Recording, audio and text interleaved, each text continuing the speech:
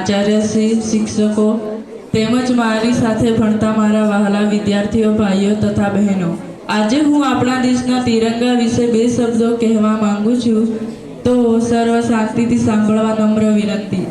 દરેક ભારતીયની શાન છે તિરંગો, આપણું માન, આપણું સ્વાભિમાન છે તિરંગો, સ્વતંત્ર ભારતનું અભિમાન છે તિરંગો, હર એક હિન્દુસ્તાની માટે એક ગર્વનું પ્રતીક છે તિરંગો. દેશનો રાષ્ટ્રધ્વજ બધા માટે ખૂબ જ મહત્વનો હોય છે. સૌપ્રથમ વાર આપણો રાષ્ટ્રધ્વજ 22 જુલાઈ 1947માં આઝાદીના ઠીક 24 દિવસ પહેલા સ્વીકારવામાં આવ્યો હતો.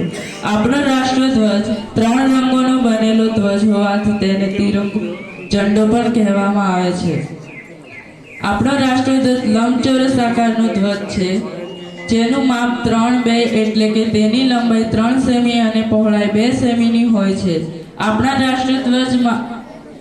રાષ્ટ્રધ્વજમાં ત્રણ સમાંતર પટ્ટી હોય છે: કેસરી, સફેદ અને લીલો.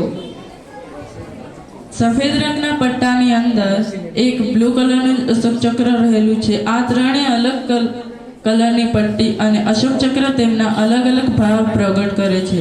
લીલો રંગ આપણા દેશની સુખ, સમૃદ્ધિ અને હરિયાળીનું સૂચન કરે છે. સફેદ રંગમાં મધ્યમાં આવેલ 24 આરાવાળું અશોક ચક્ર નિરંતર ગતિશીલતા અને દેશની પ્રગતિનું સૂચન કરે છે. આકાશમાં લહેરાતા રાષ્ટ્રધ્વજ બધા જ ભારતીયના હૃદયને રાષ્ટ્રપ્રેમની ભાવનાથી ભીંજવી દેનારો હોય છે. આપણો રાષ્ટ્રધ્વજ આપણા રાષ્ટ્રીય તહેવાર એટલે કે સ્વતંત્રતા દિવસ અને પ્રજાસત્તાક દિવસના દિવસે ફરકાવવામાં આવે છે. આપણો રાષ્ટ્રધ્વજ હંમેશા ખાદીના કપડામાંથી બનાવવામાં આવે છે.